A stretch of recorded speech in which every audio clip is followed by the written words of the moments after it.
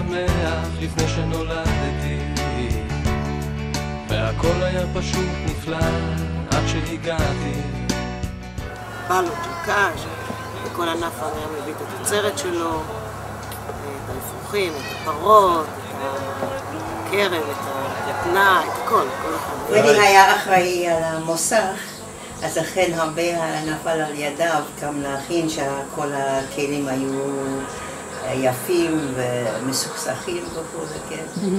זה היה יום מאוד מאוד מהנה. והיו לוקחים את הילדים על העגלה, מסביב למשק גם. היה עם קישוט, הם היו מקשטים את זה, כן. כל ענף יצטרך להראות את הענף שלו. אז עם הקישוטים, יש כאלה שהיו יפים, יש כאלה לא כל כך. זה היה ימים שלא היו לנו כסף. אז מעיתונים הם היו חותכים את זה, ובזה היו עושים שרשרות. שרשרות, כן. וגם הצטרכנו להשתמש כמעט עם דמיון. דמיון שלנו. כל ענף שהוא היה מייצג, הוא היה מקשט את העגלות, היו משייכים אליו קבוצת ילדים או כיתה או קבוצת גיל מסוימת, כי הרבה ילדים לא היו פה, והיו מקשטים את העגלה. על אותה עגלה היו עולים הילדים, היינו עושים תהלוכה כמו בפורים, תהלוכה בתוך המשק, עם כל היבולים שהיו לנו. בתקופות הקדומות, אני חושבת שעוד לפני ליום, בימי הביניים, כיוון שהייתה תינוקת, היה טרקטור עם עגלה, היו מקשטים את העגלה, והילדים היו עולים. יודעת, הרי יש את הקטע של המים שזורקים מים על אלה שבצדדים. כל ענף הייתה לו משימה, להעמיד משהו, או שיר, או הצגה, או פיליטון, משהו, זה היה התפקיד של בעל הענף. אז הילדים רקדו ושרו, וכל אחד הביא איזושהי מתנה כזה בשביל... כן, בשר של פירות, כמו היום, כן. חוזרים למרכז, שם כבר היו פינות של רפת, אז היה כלוב עם עגלה בפנים, או מאכלים. והיה פינת אפרוחים, פינה של אבזים, והסוסים היו מחכים שם בצד. אבא שלי, שם מנהל המדגרה, היה מביא את המרצדס הארוכה של המדגרה עם הרבה ביצים, וכמובן שהיינו לוקחים את כל הביצים ועושים מלחמת ביצים. וכל נציג מהמדגרה, גם מהרפת היה מתאר כאילו על העגל, מה המשקל של העגל, איך מתבצעת ההמלטה. היו עושים הופעות, היו שירים, והיה פה שמח לפני שנולדתי. בנוסף לכל, את המעט ילדים שנולדו באותה שנה, גם היינו נותנים כדקורים.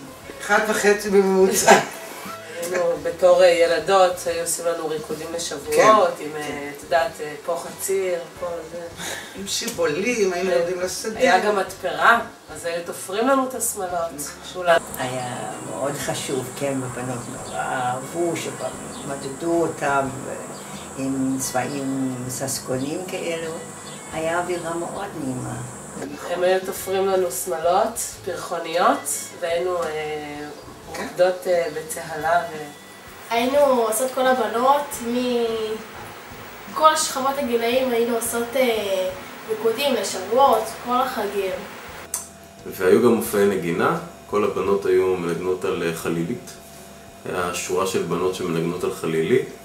אני הייתי מנגן על גיטרה עם בועז גולני. כל שכבת גיל הייתה עושה הופעה עם חליליות ומנדולינות ובלות של קש. היה מאוד צנוע, אבל השמחה הייתה גדולה, אפשר להגיד ככה. היו עושים גם אומגה גדולה, אני זוכר שהיינו אוהבים להתגלץ' בה, תמיד היה מישהו שנופל באמצע. היו מהבית הערבי למעלה, היו מורידים אומגה. איפה שהאי קפה היום. כן, איפה שהאי קפה, היו מורידים אומגה. עד קצה הדשא, איפה שהצו הגדול. והיו סוסים, בכפר דניאל פעם היו סוסים, הייתה עורבה עם 4 סוסים. היינו עושים כל שנה הופעה עם הסוסים. אז היינו עושים, מתחילים איזה חודש לפני, היינו בוחרים איזושהי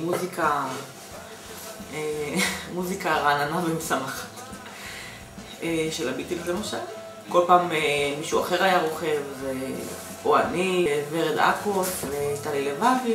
זה היה אחד החגים האהובים עליי בכפר דניאל. זה היה כזה יום של גאוות כפר דניאל. ומתישהו זה הפסיק, ואני מקווה שזה יחזור עוד פעם. חבל על הזמן, שבועות כאלה לא תמציא לשום מקום. זה טוב לראות את כל הדיירים החדשים, כל האנשים, והמון ילדים קטנים. אומרים שהיה פה שמח לפני שנולדתי, והכל היה פשוט נפלא עד שהגעתי. על מפינג'ן קפה שחור וכוכבי, עגלים מחתרת בילקוט הכזבים, שפם ובלורית כפי על צוואר ירון זהבי, אלתרמן תמר בחורות יפות מכנסיים קצרים, והיה להם בשביל מה לקום בבוקר. כן!